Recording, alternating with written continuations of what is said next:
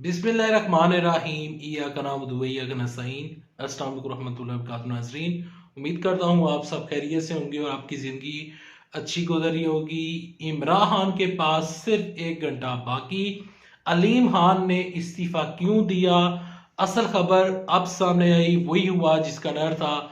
हुआ क्या है, कौन कह रहा है कि इमरान खान साहब के पास सिर्फ 1 घंटा रह चुका है। तमाम तर खबरें आपके साथ इस वीडियो में डिस्कस की जाएंगी, लेकिन डिस्कस करने से पहले, आगे बढ़ने से पहले आप सबसे एक छोटी सी गुजारिश है कि इस वीडियो को लाइक कीजिएगा, चैनल सब्सक्राइब कीजिएगा, साथ लगे नोटिफिकेशन बेल दबाइएगा ताकि जो आने वाले वीडियोस है आप उनको मिस ना कर सकें।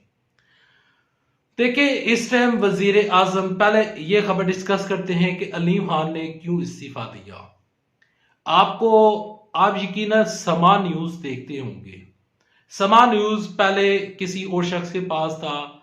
हाल ही में अलीम खान जो है, जो कि सूबाई वजीर खुराक थे, तो उन्होंने बकायदा तौर पर समा को खरीद लिया था।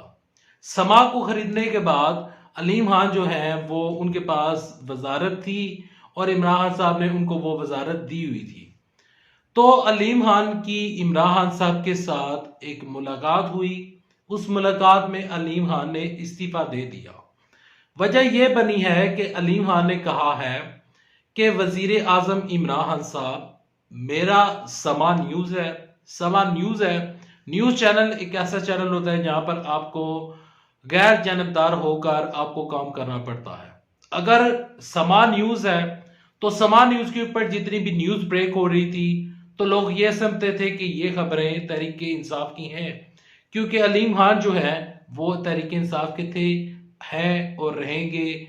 तो अलीम खान कहते हैं कि मैंने डिसाइड किया है कि किसी तरीके के साथ मैं हुकूमती जो जितना भी तमाम चीज़ें हैं, मैं उससे अपनी तमाम तर जो जिम्मेदारियां हैं वो वापस दे दूं।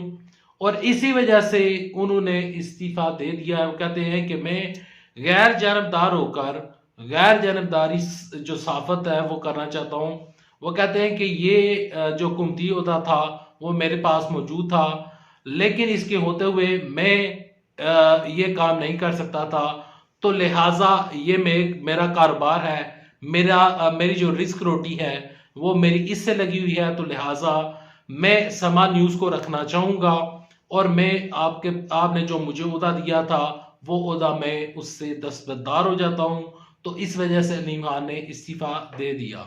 दूसरी खबर की जानब लेकर चलते हैं कि इमरान खान साहब के पास सिर्फ 1 घंटा रह गया है। एक हैरान कुन इंकशाफ सामने आया है। ये हैरान कुन इंकशाफ जो है आखिर किसने किया है? देखें, पाक सरजमीन पार्टी जो कि कराची से है, पहले वो MQM थी, MQM लंदन हुई, MQM पाकिस्तान हुई, फिर एक पाक सरजमीन पार्टी बन गई। इस पार्टी को जो चेयरमैन है, जो कहते हैं कि मैं पाकिस्तान का नेक्स्ट वज़ीर आज़म भी बन सकता हूँ। मैं बात कर रहा हूँ बकायदा तौर पर मुस्तफ़ा कमाल की। मुस्तफ़ा कमाल की जानब से एक हैरान कुन इंकशाफ सामने आया है। मुस्तफ़ा कमाल साहब पहले इंकशाफ करते हुए ये कहते हैं कि आजकल जो ऑडियो लीक हो रही हैं, जो कि अहम लोगों की बहुत ज़्यादा पाकिस्तान के जो यानी कि पाकिस्तान के लिए काफ़ी ज़्यादा यानी कि काफ़ी बड़ी बड़ी जो सीटों के ऊपर जो लोग मौजूद हैं या मौजूद थे, उनकी ऑडियो लीक्स हो रही हैं, वीडियो लीक्स हो रही हैं। तो ये पाकिस्तान के लिए खतरे की बात है, ऐसा कहना है मुस्तफा कमाल का। लेकिन वो कहते हैं कि इमरान खान साहब की जो हुकूमत है वो इस टाइम जिसके सहारे पर खड़ी है, अगर वो सहारा आज इमरान साहब से पीछे हट जाए तो इमरान खान साहब की हुकूमत सिर्फ 1 घंटे में गिर सकती है। मुस्तफ़ा कमाल ने ईरान को इंकशाफ ये किया है कि अगर पीपल्स पार्टी चाहे तो इमरान खान साहब की हुकूमत सिर्फ 1 घंटे में गिर सकती है। तो ये वही इंकशाफ है, ये ऐसा ही इंकशाफ है जिस तरह बिलावल भुट्टो जरदारी ने एक दफा कहा था, मैं एक लात मार कर इमरान खान साहब की हुकूमत को गिरा सकता हूं। देखें, मुस्तफ़ा कमाल जो हैं वो पता नहीं लोगों को मिसगाइड क्यों करना चाह रहे हैं या मिसगाइड क्यों करने की कोशिश कर रहे हैं। अगर 1 घंटे की मार होती, अगर 1 घंटे में ये काम हो जाता तो ये काम पीपल्स पार्टी कब की कर चुकी होती। मुस्तफ़ा कमाल साहब, आपको मैं अपने नहीं आसिफ जरदारी के अल्फाज बताता हूँ कि आसिफ जरदारी जब सेनेट के इंतखाबात हुए थे, उस टाइम आसिफ जरदारी से एक सहाफ़ी ने सवाल पूछा था कि अगर चेयरमैन सेनेट जो है, अगर आज जब सेनेट के इंतखाबात हुए थे, तो उस टाइम उन्होंने सहाफ़ी ने उनसे आसिफ अली जरदारी से सवाल पूछा था कि अगर आज यूसर रज़ा गिलानी मुंतखब हो जाते हैं और मुंतखब होने के बाद अगर आप अपना चेयरमैन सेनेट भी ले आते हैं, तो क्या इमरान खान साहब की हुकूमत गिर जाएगी? तो उसके ऊपर आसिफ अली जरदारी ने एक ऐसा जवाब दिया था, जो जवाब आपके लिए जानना बहुत ज़रूरी है। वो ज़रा मुलाहिदा कीजिए वो क्या थे और वो क्या कहा था उन्होंने।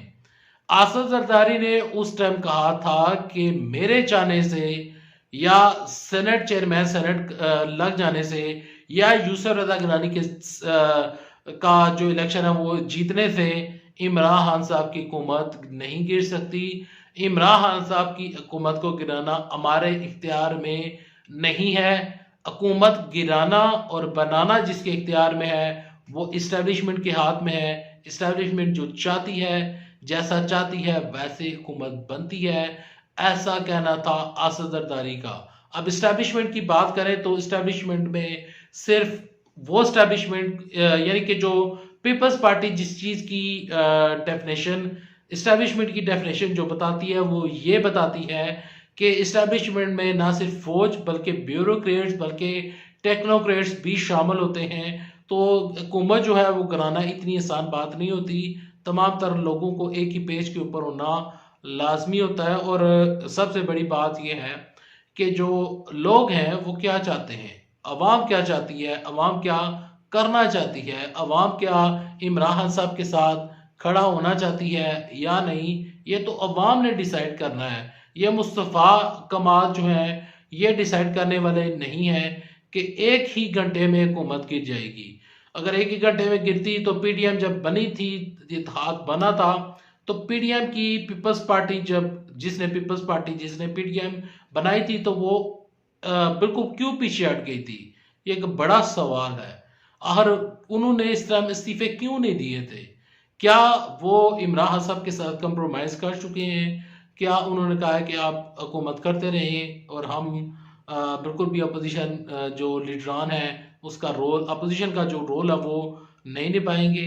लेकिन आसिफ जरदारी और गुलाम बड़ो जरदारी इस टाइम इमरान साहब के सख्त खिलाफ हैं और वो चाहते हैं कि हुकूमत गिरे और उनको नंबर मिले। खैर नंबर मिलता है या नहीं ये तो आने वाला टाइम डिसाइड करेगा। इलेक्शन के बाद ये तमाम तर चीज़ें देखने को मिलेंगी। अभी तक के लिए इतना, नेक्स्ट वीडियो तक के लिए इजाज़त। अल्लाह हाफिज़। पाकिस्तान जिंदाबाद। पाकिस्तान फौज।